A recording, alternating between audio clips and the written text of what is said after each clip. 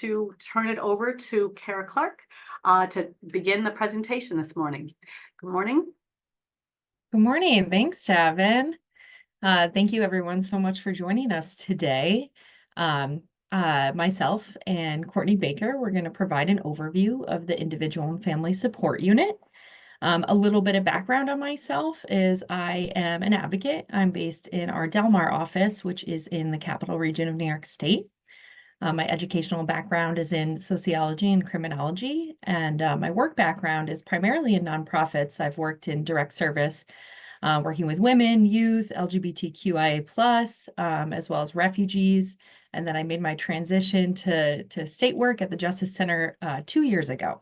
And I'll hand it over to Courtney to introduce herself. Thanks, Kara. Hi, everyone. I'm Courtney Baker. I'm in the Region 2 Binghamton office. I've been with the Justice Center since 2022. I have an education background in elementary and special education. From being in the classroom, I shifted into working at local nonprofits under the Justice Center's jurisdiction. I've held positions in direct support, working with youth and adults, quality assurance, where I supported programs and policies and procedures, conducting internal investigations and developing training. I'm really happy to be here with all of you today, and I hope you find our presentation helpful for the work that you do. Hey, thank you. All right, so today we're going to be spending some time telling you a little bit about the Justice Center, but really primarily an overview of the unit that Courtney and I work in, which is the Individual and Family Support Unit. And really the ways in which we provide support and services to individuals receiving services, as well as their families or personal representatives.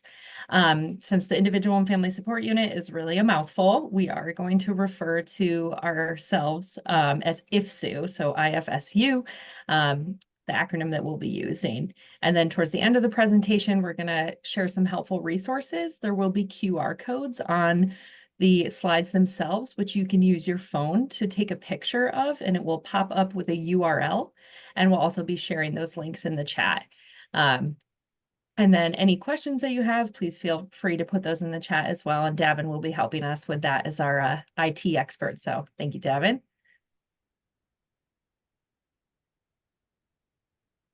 Okay, so if you've joined our other sessions in the summit, you've probably have had a quick overview of the Justice Center, but we'd like to take a minute and provide just another brief overview of the Justice Center for Protection of People with Special Needs.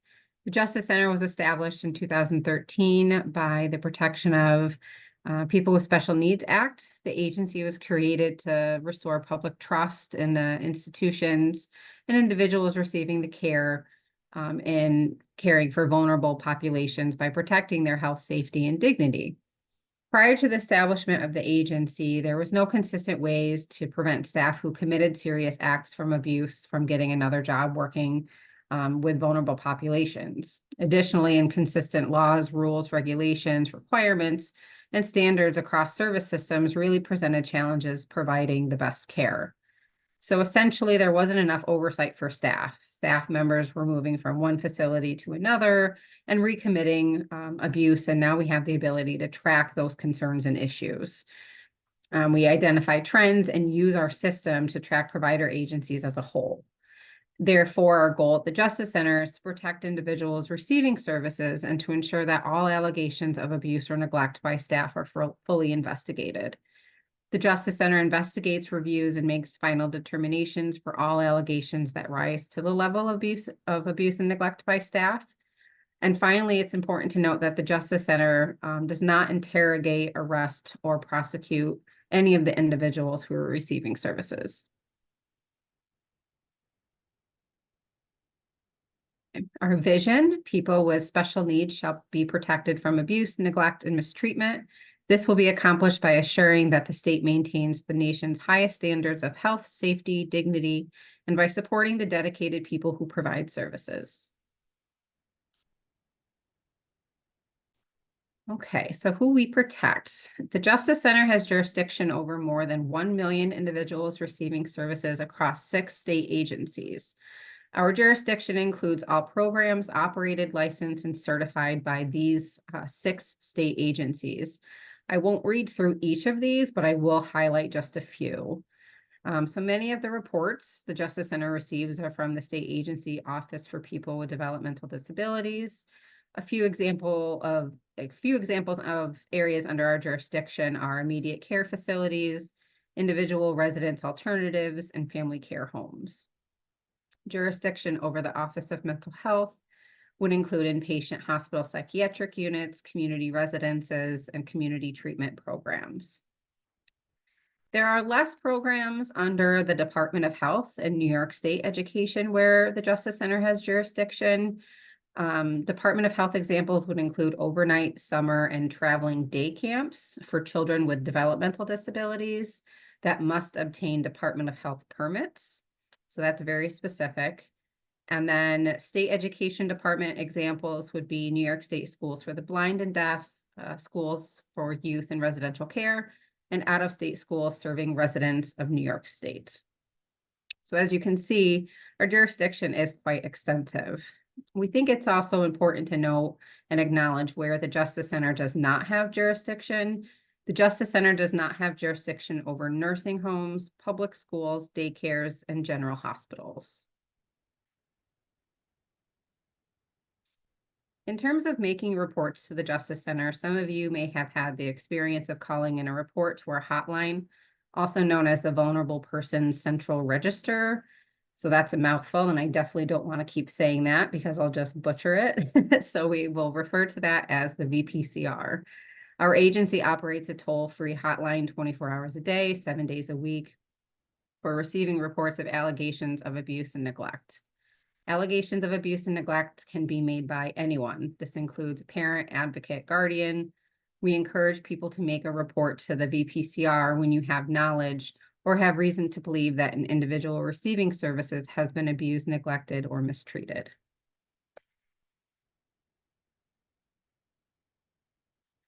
We want to highlight that the Justice Center has an advisory council that advises and assists us in developing policies, proposed regulations, plans, and programs to carry out the Justice Center's functions, powers, and duties. At least 1/2 of the members of the council are people who are receiving services or have had in the past, and family members of those who are receiving services. We can't do this alone, certainly, so collaborating with this council is especially vital in carrying out our vision and mission. Right. The Justice Center investigates, reviews, and makes final determinations in cases of alleged abuse or neglect committed by staff members. Staff can include employees, volunteers, interns, consultants, or contractors of a facility or provider agency. The case life cycle starts with the report of the allegation is made to the VPCR. The VPCR representative collects all of the information from the reporter with as much detail as can be provided. The VPCR representative then assigns an incident number to the report. The allegation then moves into classification and will be assigned abuse and neglect, death, significant incident, or a non-Justice Center incident. Every classification that is abuse and neglect launches an investigation. And once an investigation is complete, a determination is made of substantiated or unsubstantiated. And then lastly, appeal. A subject in a case has 30 days to appeal a determination of substantiated. Great. So now I'm going to get a little bit more into what we do in the Tara, individual. Yeah. I just have a couple questions that have come up in the chat. Oh, yeah. Sorry about that. No problem. The first one is public schools. If someone has concerns about abuse or neglect in a public school setting, not a residential setting, not one of the settings under our jurisdiction, who would they contact? Yeah, it's my understanding, or Courtney, feel free to jump in with this because I know you have experience in public schools. Yeah, I mean, certainly contacting your local school district representative. Also, you can feel free to contact New York State Education by visiting their website. There's often contacts you can find to report any concerns of that nature. You can also always contact the State Central Register of Child Abuse, and you can call the Justice Center. If you're not sure about who has jurisdiction, we will find the place that has jurisdiction. So even if we don't have it, we'll refer that. And then there was one other question about how someone can join the Justice Center Advisory Council. Those members are nominated by the governor and approved by the New York State Senate. And so it's a process to become a member of the council. You could always, contact the Justice Center. We have our contact information at the end if you're interested, and we can discuss about it. And so I'm going to turn it back over to you. Great, thank you so much. Great questions, everyone. Please keep them coming. So going to switch gears a little bit, talk about the unit that Courtney and I work in. So again, Individual and Family Support Unit, IFSU. We started in October of 2013, so shortly after the Justice Center was in operation.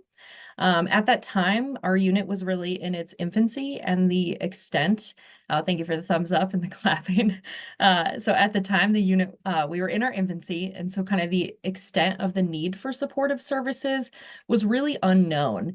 However, the growing need for assistance to individuals and families really was identified, and our unit has grown based on that need.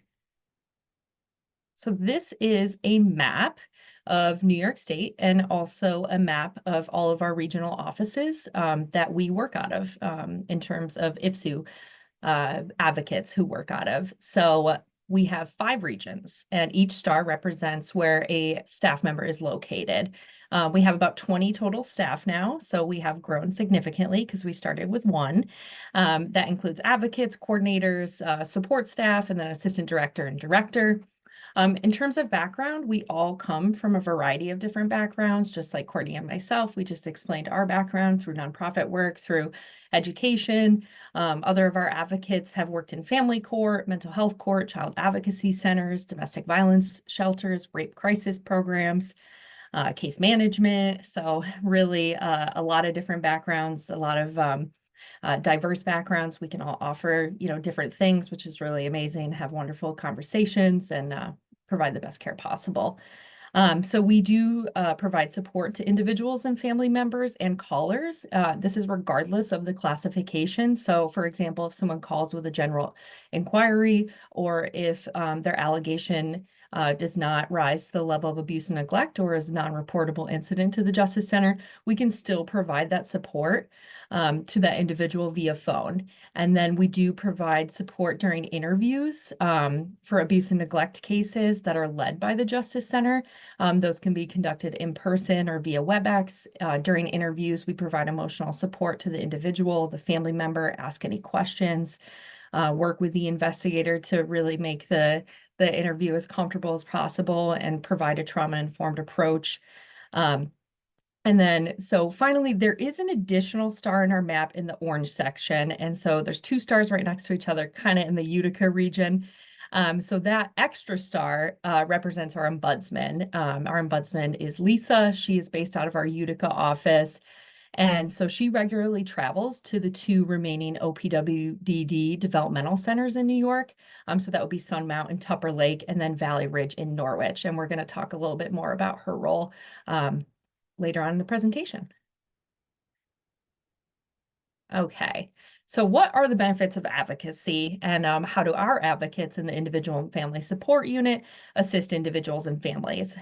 So again, a big part of our role with individuals receiving services and their family is to guide them through the Justice Center process.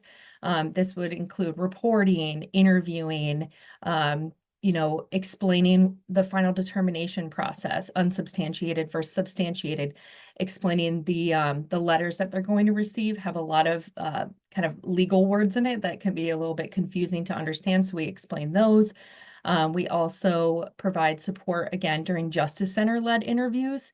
And this, support happens before the interview to explain it, to ask about what's the best time of day that someone would like to interview so that we're not taking them away from, their day program or lunch or something that they really look forward to and would rather be doing that instead of an interview. So we want to check in before an interview and then during an interview, and then also that follow-up after an interview. We often speak with the individual in order to check in on their emotional state, if they'd like to take a break, if they need to take a walk, if they'd like to end the interview. We provide reassurance and validation and ask, what it is that, how we can best serve them and what it is that they might be needing at that moment. And this is really important, just, given the information that individuals share with us during the interview. We want to be sure to approach, we want to be, sure that there's as comfortable as possible. And again, use that trauma-informed approach so that we're not re-traumatizing them. And then another important role is we provide case updates. So we often make contacts with individuals or their family members via phone, to again provide that overview process, explain the case status, but we can, without going into too much detail though, but it's often helpful if we can let someone know if a case is still active or not, or if it is now, pending the letter of determination that they will be expecting in the mail. So can at least provide that information for them. Another way that, we interact with individuals and family members is we have tons of amazing resources on our website. So we can share that, those resources with them. We're going to be showing you a few that we use that really kind of go through each step of the Justice Center and also what we can provide.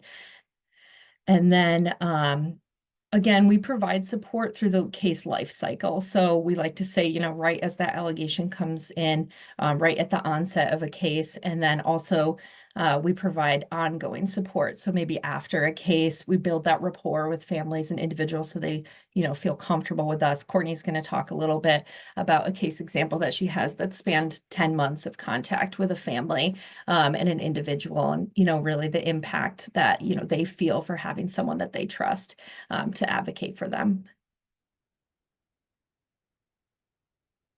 All right, now on to some numbers. So we feel it's important to share a little bit of data with you reflecting the different areas where IFSU has provided support. So as you can see, more than 21,500 individuals and family members have contacted advocates for assistance since the establishment of the Justice Center in 2013. It's important to note, though, that that number does not reflect speaking with one person, more than once. So in actuality, that number's, quite a bit higher. And then these next three numbers represent the most recent data from 2023. So last year, we provided roughly 3,608 individuals and family members with advocacy and support. We also provided 1,133 supports and records access. So that would include providing information about Jonathan's Law and Social Services Law 496. And lastly, we went on 617 accompaniments. So our accompaniments are when IFSU advocates provide support during Justice Center-led investigations. Thank you for all these emojis, by the way. These are great. I know this is the most floating up the screen. This is the most emoji-filled presentation so far. One question has come through, and it's a good tail off for what you just said, Courtney. Do we provide advocacy only when the Justice Center is involved in the investigation? So no, so we would only provide accompaniment services if it's a Justice Center-led investigation, sorry. So that means we'd only be able to go out on interviews if the Justice Center has the case, but we certainly do a lot of outreach with families and individuals, even if the Justice Center is not conducting the investigation. I always like to say it's a great resource for service provider agencies. Absolutely. Our advocates can walk everybody through the investigative process, so you can go back to the work that you need to do. And I just want to acknowledge that someone took the time to say thank you for considering the needs of people receiving services when scheduling their interviews.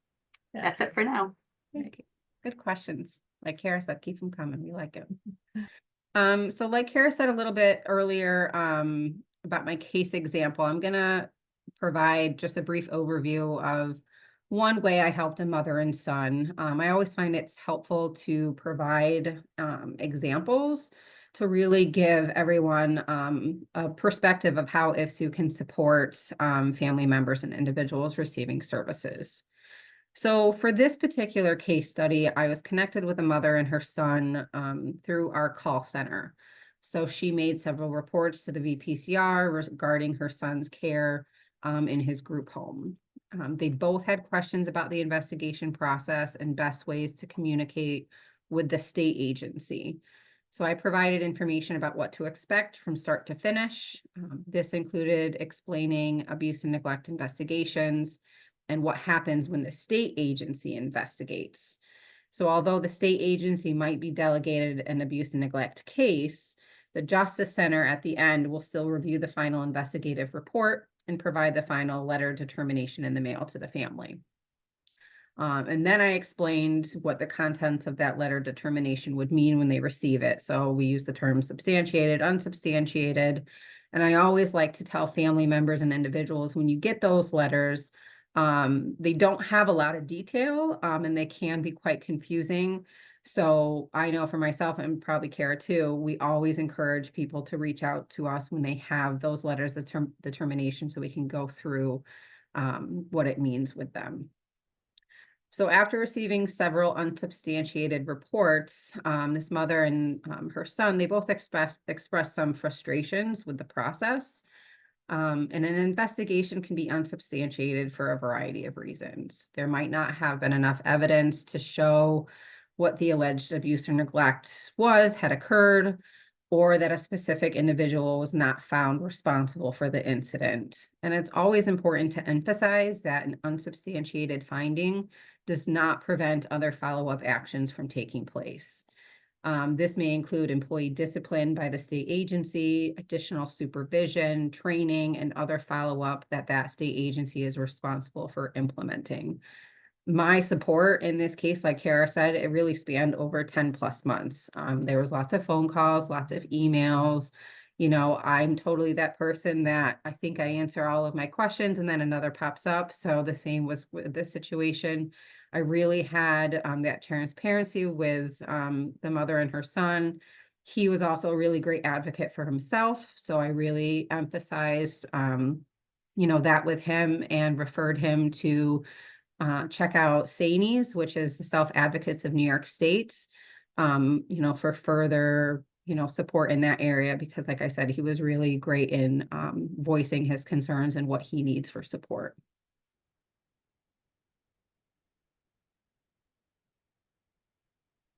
Okay. In addition to everything we've shared thus far around what we can provide, we did want to address a few examples of what is outside of our abilities. So this chart helps to showcase some of those examples. So during our initial call with an individual receiving services or their personal representative, we can provide an explanation of the Justice Center process. This would include explaining that life cycle of the case. What we can't provide are the details of the investigation. While investigations are active, it's important that we maintain their integrity and therefore not divulging specific details. So next, we can provide you with status updates, for example, letting you know the case is still active or when the case is closed. We can also explain the contents of that letter of determination, which are sent at the closure of incidents. We can't expedite the investigation. With any investigation, it is essential to be thorough and leave no stone unturned. So we cannot expedite any type of investigation. Additionally, we can make referrals and provide contact information for state agencies and providers. We often connect family members with points of contact and also refer them to helpful community resources. So this could be anything from, the SANES resource I mentioned, the Self Advocates of New York State. Sometimes I've had family members that I've talked to really struggling with obtaining, food in their community. Maybe they live in a rural area. So hooking them up with some, local food pantries. So those are all the helpful community resources we can offer.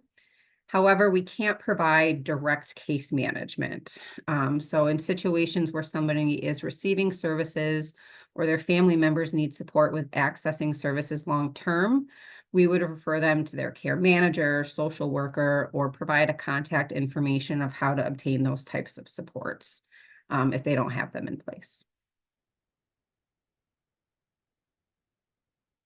Another large part of an advocate's role is to collaborate with others both internally and externally. And one way we do that is by utilizing a multidisciplinary approach, which has been especially effective in carrying out victim-centered and trauma-informed practices that we exercise and promote at the Justice Center. So one example of utilizing this approach is demonstrated by the agency's utilization of the Justice Center's Sexual Abuse Response Team. Sometimes we call that SART, because we love a good acronym. This team is made up of staff with diverse backgrounds, including nurses, attorneys, advocates, and investigators, many of whom have worked in settings under the Justice Center's jurisdiction. The investigator on the team will connect with an advocate, and at the very start of the case, and advocates offer assistance with regards to scheduling the interviews, oftentimes making that initial contact with the individual or their family members prior to meeting with that investigator. So sometimes advocates might be aware of additional information before the actual interview takes place that would be beneficial to the investigator. So this can include best communication methods, best time of day to meet, and what to look for in terms of stress or triggers. For example, if the person receiving services may react negatively to somebody really formal wearing a suit, I would relay that to the investigator to ensure that they wear casual clothes that day.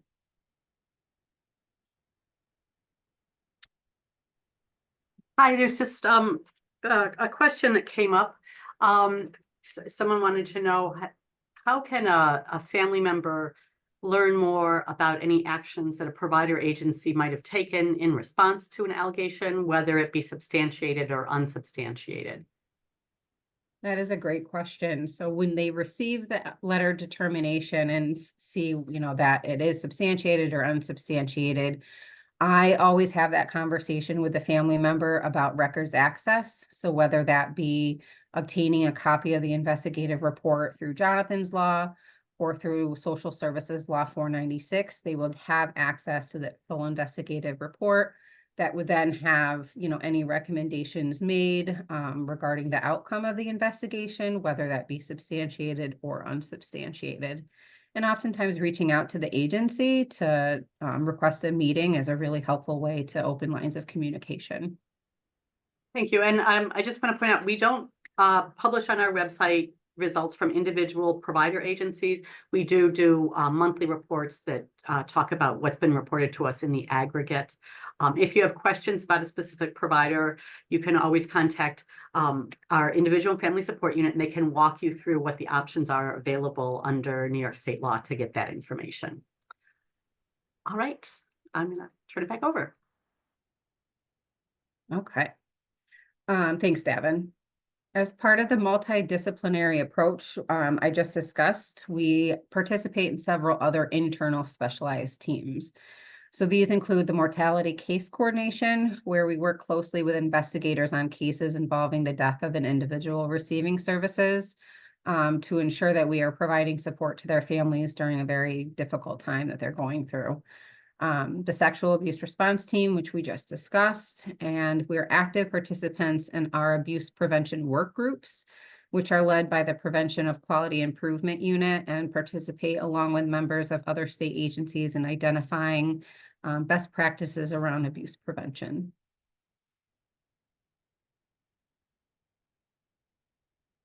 In addition to internal specialized team meetings, we also collaborate with external stakeholders such as Trauma Champions Collaborative, and Crime Victims Assistance Task Force.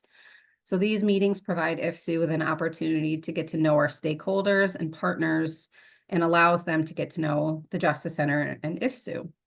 So for example, I'm part of a coalition meeting with participating programs, including my area Crime Victims Assistance Center, local domestic violence agencies, and other programs supporting victim services. And also a recent project we are very excited about comes after much collaboration with OPWDD and OPWDD providers, along with input from self-advocates and SANES, the Self-Advocates of New York State. So 2 resources were developed out of this work group, including a guide to effective advocacy.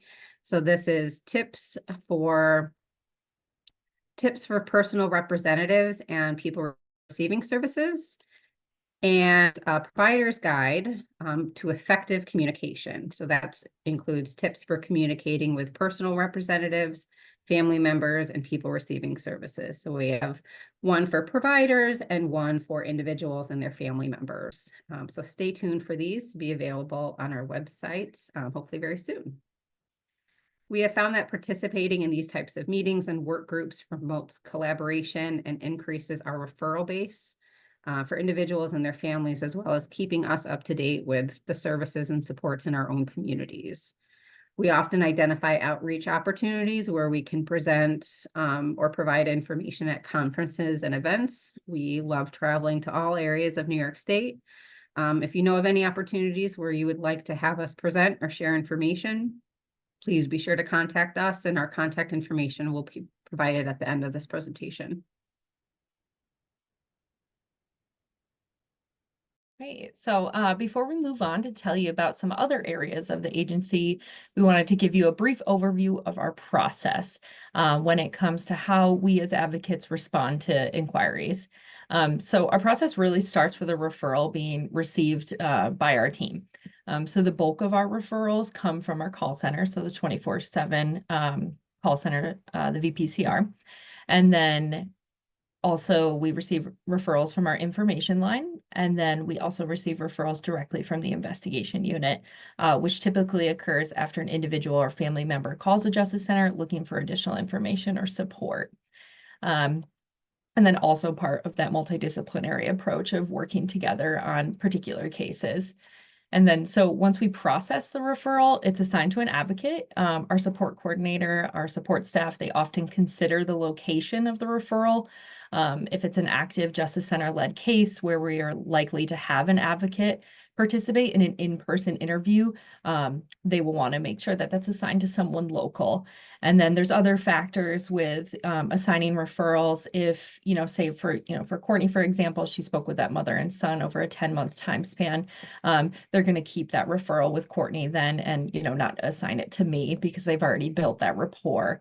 And then at that point, the advocate will reach out and make contact with the caller within 1 to 2 business days.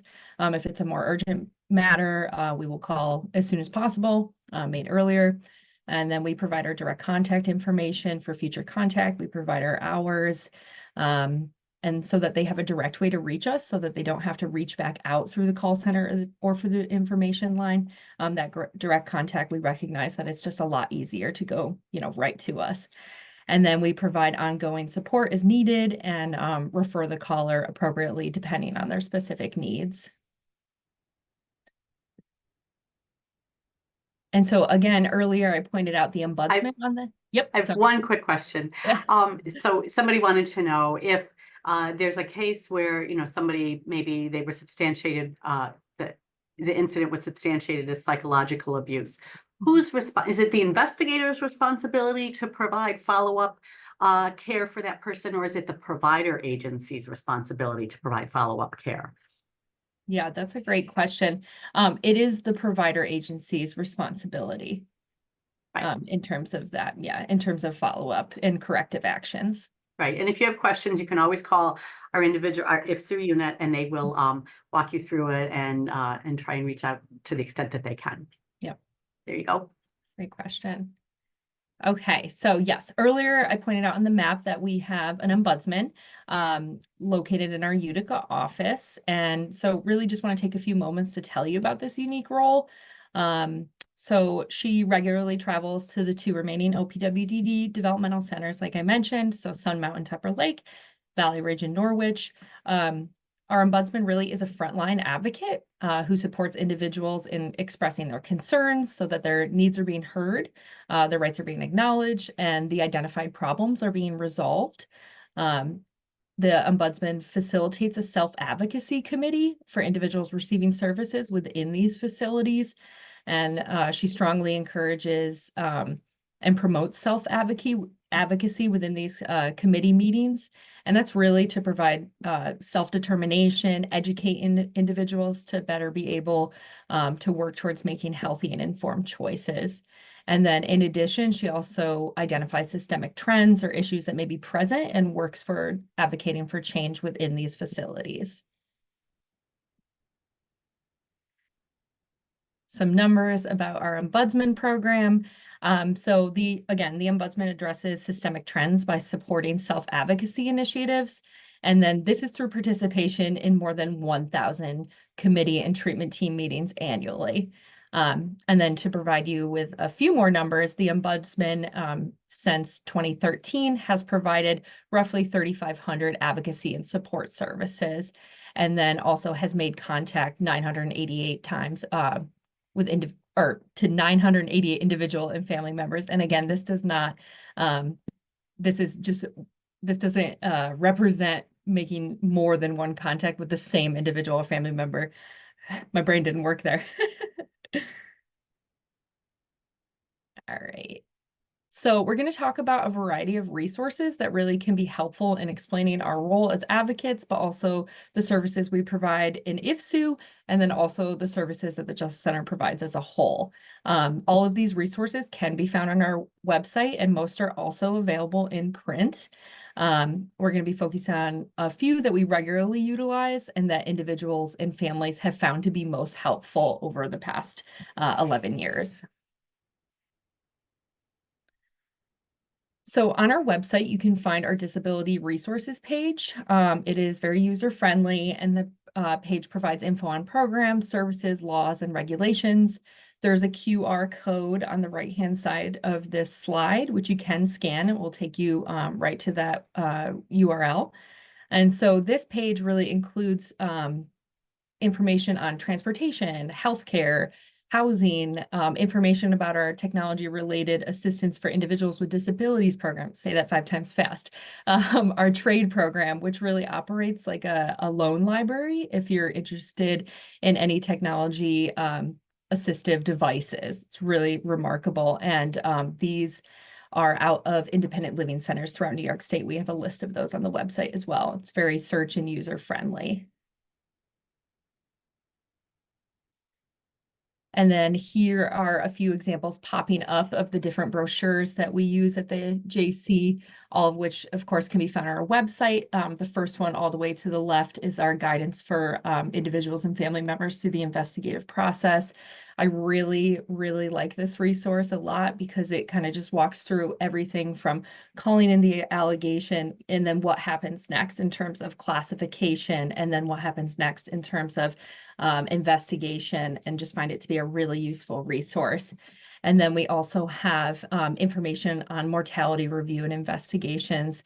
Again, a very, very difficult process that we want to, let families know that, we are there for them to provide that advocacy and explain what we do in terms of mortality cases.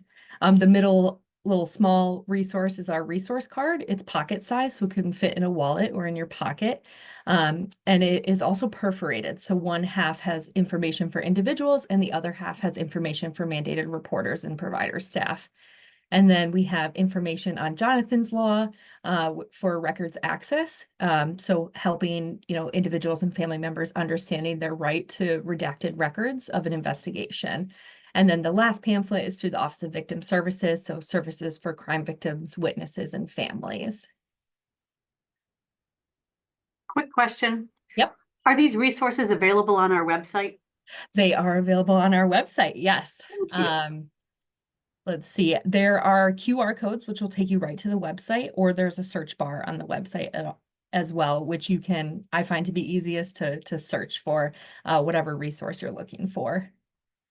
And then our prevention resources, these are probably my favorite because really our mission at the Justice Center is to support the dedicated people who provide services as well, and to really prevent abuse and neglect from happening in the first place.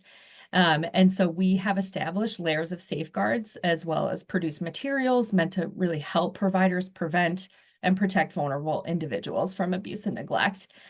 So on this page on the website, you can find agency self-assessments, best practices for abuse-free environments, our code of conduct, and then a variety of toolkits that you can use with staff and for staff training. Okay, and then we also have the New York State Trauma Informed Network. This is a resource that provides you with great information about trauma response practices, and it allows you to network with other organizations within New York State. It also allows you to search resources, post your resources that you have or events that promote trauma response practices. And so that URL is on the bottom of this page. And again, we will be sending the slides out later this week. Okay. And then we have a great video series which provides information and explains our mission, prevention resources, and the importance of reporting abuse and neglect with brief videos. I myself, I am a visual learner. I would rather watch a video than read sometimes. So these videos are super, super helpful to just get an overview of, again, mission and vision, prevention resources, and reporting abuse and neglect. And again, there's a little QR code there that you can take a picture of, and it'll take you right to that web page for the video series. We are going to shift a little bit to acknowledge some of the stressors that do come along with navigating this system, going through the investigation process. These stressors can be really hard to avoid, but they're really important to recognize and acknowledge. Providing advocacy for loved ones while trying to navigate numerous service systems, financial stressors, discrimination, lack of understanding surrounding differences, differences in privilege, limited resources, limited funding, staffing challenges. I mean, the list really is endless. Emotions can be triggered and trauma can resurface during the investigation process. Watching loved ones go through something and feeling their pain, that's vicarious trauma. Navigating an ableist society with that comes the lack of understanding and awareness of not being a priority. And the investigation process overall, we acknowledge it can be lengthy and very difficult. So this brings us to our self-care portion of the presentation. So self-care, what is it and why is it important? What does it mean to you? Self-care looks differently for everybody. We are going to take a minute to use the chat here. If you want to share just a word or a phrase that describes what self-care means to you, maybe what you do for self-care. Just a disclaimer, when you're adding your responses in the chat, you won't be able to see each other's responses. So Davin's going to be so kind and read off some of those responses for us as they come in. Yes, so we already have two, meditation, yoga, breathe, one of my favorite, massage, also a favorite, balance, take time to do what is enjoyable, have a cup of tea, video games, a walk, shopping, a nap and walking, gardening, time with family, spending alone time, exercise, sleep, reading, again, anything enjoyable for you. That is really good advice. Yeah. Hiking and kayaking, we're getting into that season. Absolutely. Again, anything that's enjoyable for you or anything that helps you to regroup. There's no right or wrong answer here, right? Stay positive. Love that. Love that. Thank you. And Yep. Courtney and I talked about this yesterday too. Courtney has a little farm, so getting outside with the animals and the fur babies. Yep. Yes. That's my self-care, just spending time with those, the animals. They just give you that unconditional love. They're always happy to see you. So that really is my self-care and what really fills my cup. Yeah. Yeah. I would say anything getting outside, getting some sunshine, nature bathing, as it's called, going outside and just basking in nature. I absolutely love that. So we are going to talk about a lot of different areas of self-care. And we're also going to provide you with a self-care work plan that we'll send out after the presentation with the slides. It's going to have a self-care assessment, which will really allow you to focus on some self-reflection about areas that you're engaging in self-care, maybe areas that you need to work on for yourself, and kind of just reflect on what are you doing on the day-to-day that's really investing in yourself. And so the work plan has 7 different areas, physical, emotional, spiritual, professional, social, financial, and psychological. Today, we're going to focus on 6 of them. We didn't include financial because we know that that can be more individualized and personal for folks, but we do encourage you to work on these self-care work plans on your own after this presentation. And so we're going to have polls launch, and we would love for everyone to engage with the poll. And so essentially it's going to ask you, which types of physical self-care do you regularly engage with? And you can check all that apply between sleep, stretching, walking, exercise, and nutrition. Looks like we have yoga in there as well. And so we would love for everyone to be honest, and please engage with the poll, and then we'll launch the results after. For myself, let me see, I do engage in yoga. I am a yoga instructor. I don't teach, but I like to do it just for myself, for fun, even if it's like 2 minutes a day of just a downward dog to stretch my back out or something. I do love sleep, but I have a young baby, so sometimes don't get a ton of sleep. All right. All right. So it looks like folks do engage a lot in sleep, which is great to see. Sleep is so important to just give your mind the ability to rest, regroup. Especially, if you're working within the field, or if you have a loved one who's receiving services, or if you're going through the investigative process, it's really about taking care of yourself physically. And we're going to get more into emotionally and mentally as well. Looks like we probably have some improvement for exercise and nutrition. My recommendation around that is just find things that work for you, small little swaps. In terms of exercise, it does not have to be a gym membership or an hour a day at the gym, even if it's just like, 5-pound weights or 2-pound weights or just body weight, and do like a little bit of this, a little bit of that. For physical self-care, what I love to share is checking into your health insurance, see what benefits they offer, if they have any sort of reimbursement in terms of exercise classes, or a gym membership with a pool maybe, or even yoga classes. I do get reimbursed for a yoga studio I belong to. Every insurance is different, but a lot of insurances are taking on these wellness reimbursements, which is great to see. And then my favorite physical self-care, which isn't up here, is buy clothes that fit. Or, if, don't beat yourself up if you're not fitting into something. You want to feel good in your physical body. And so, getting something that makes you feel your best self. All right. So moving on to emotional self-care. Again, we're going to launch this poll. So any of these that you regularly engage with in terms of stress management, coping skills. So we'll focus on positive coping skills, engaging in compassion, engaging in therapy, and engaging in journaling.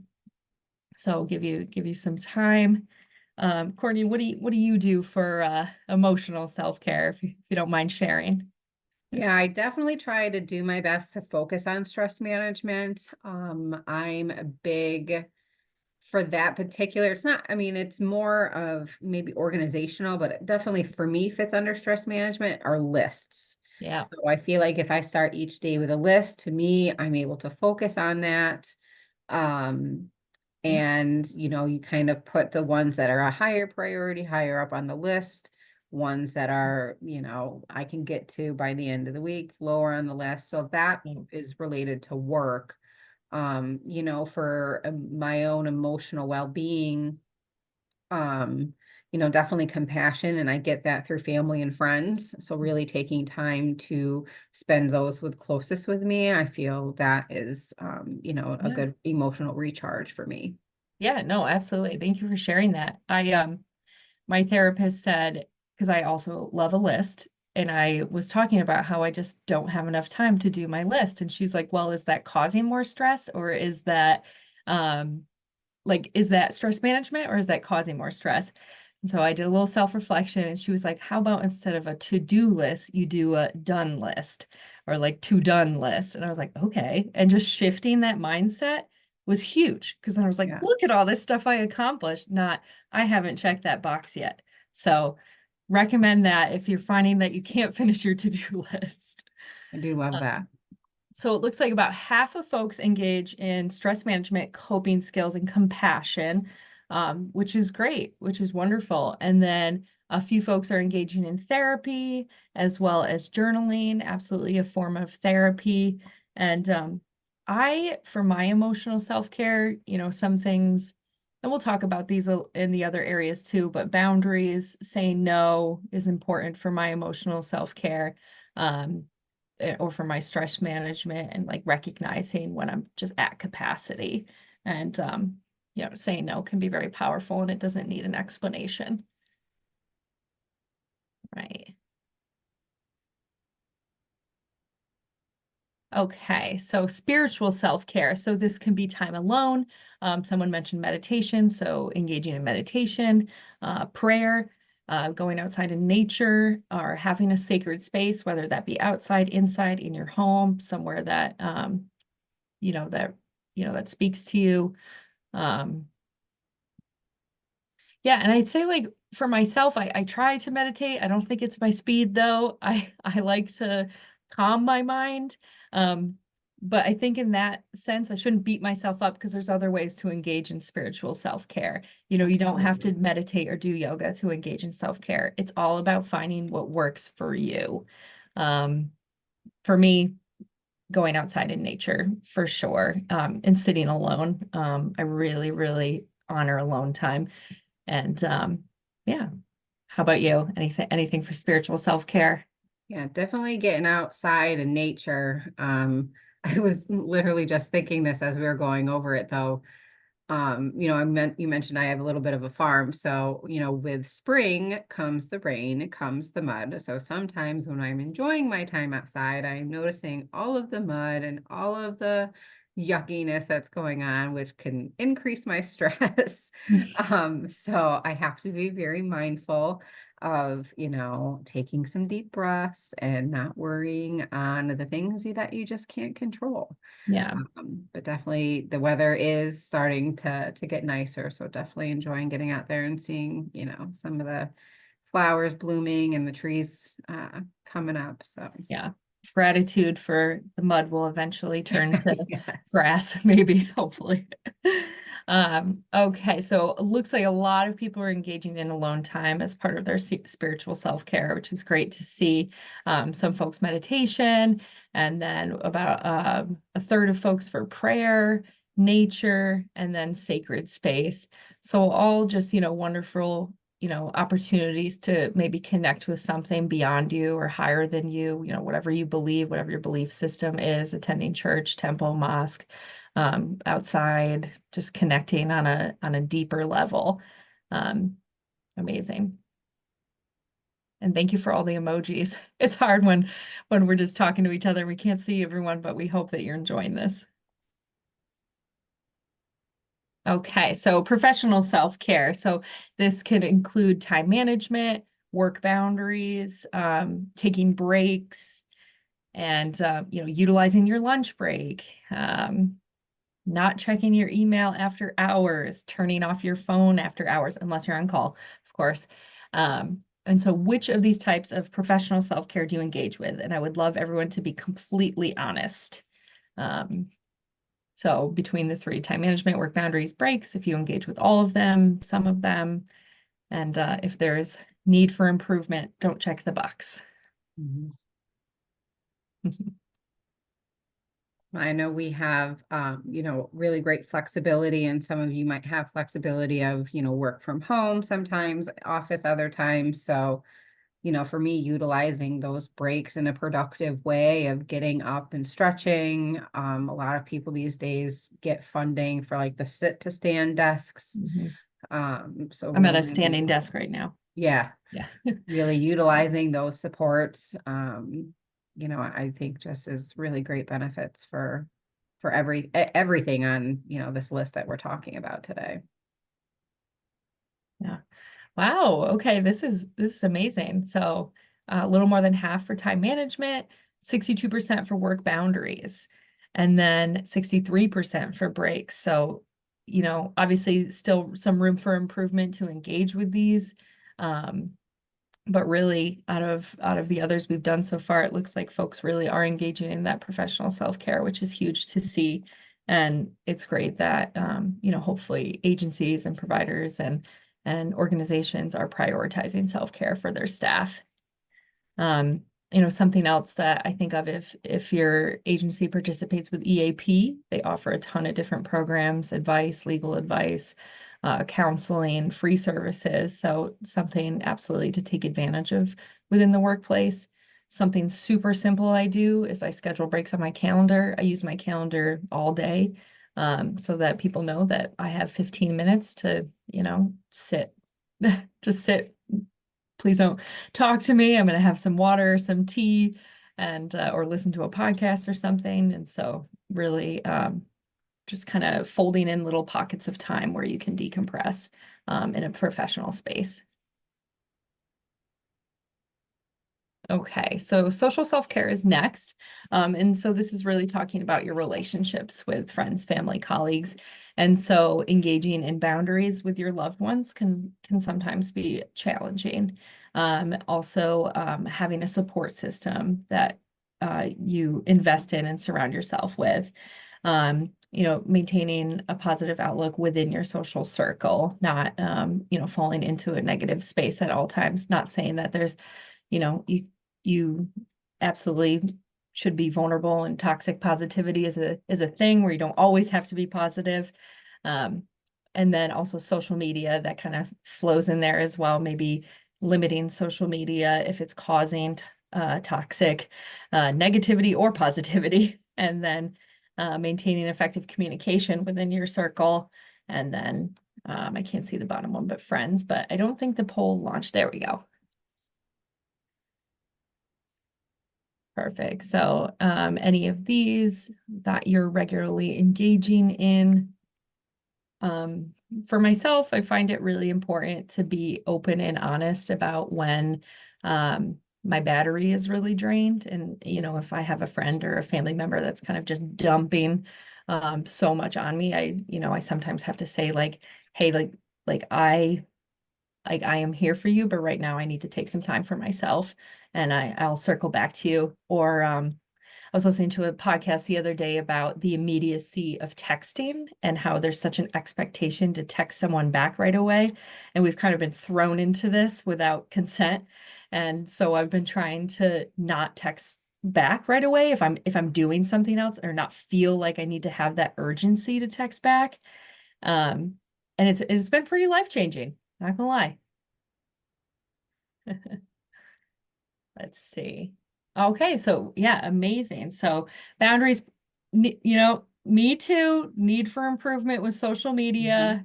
That is a tough one this day and age. But oftentimes I have to unfollow a lot of accounts or people if they're really just zapping my energy. And so just being more mindful about, my social time and how I want that to look. But it looks like people are really engaging with their support system, with friends, and setting up boundaries. Huge. Okay. I think we have one more, which is psychological self-care. And so this is disconnecting, finding time to be creative, manifesting or goals. With my goals, like Courtney said, lists. I like to make lists, or to I have a journal that has kind of like prompts about how you want the next week, month, year to look. Understanding your identity or your purpose, and then also maintaining authenticity and being true to yourself. And other areas of psychological self-care that I've read about is things to stimulate the brain, in terms of maybe reading something that you wouldn't normally read. My supervisor likes to share taking a different route to work, because, for myself, definitely. Sometimes I'll be driving and I'll, get from A to B and then I'll be like, how did I even get here? Like, I just don't recall what even happened, but I drove. So maybe stimulating that part of your brain where you take a different route.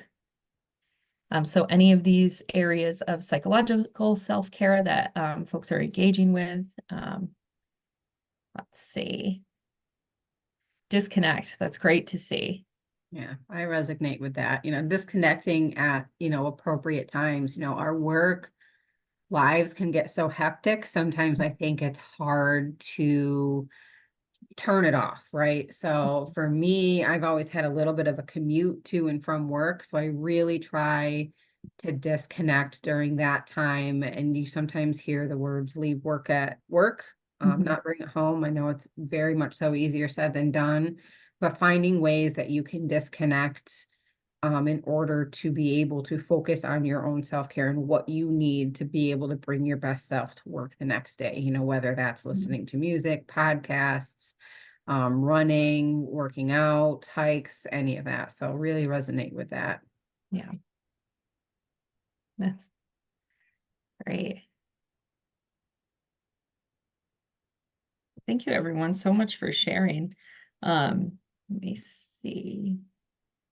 So why self-care really, why are we talking about this right now? And I think it really just comes down to, that yourself as a person, as an advocate, as a family member, as a citizen, as a human, that you really deserve that time and attention to take care of yourself, to invest in yourself. And I think, it's amazing to see these conversations happening within the workplace and within life. And I think it's setting a precedence that, our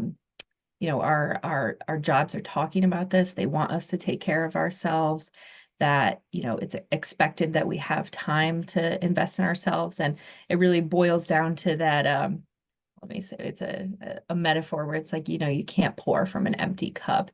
And so yourself as an advocate or a direct support person or a family member, if you're empty, you're not able to give yourself to others.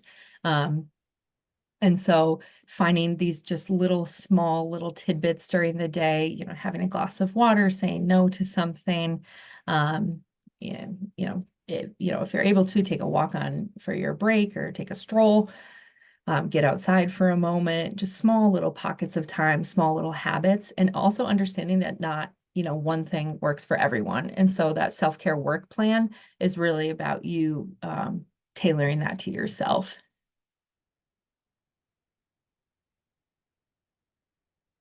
So kind of just to reiterate what we just talked about is, take time for you. So start with a plan, or I would say start with self-reflection, start with assessment, where are you at right now?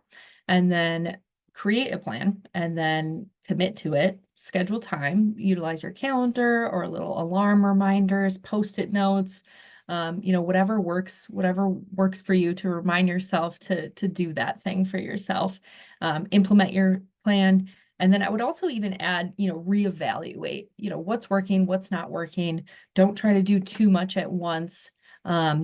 Small little things, like I said before, it doesn't have to be an hour at the gym every day. It could just be, 5 push-ups or whatever works for you, just a breathing exercise. Reevaluate and again, take time for you.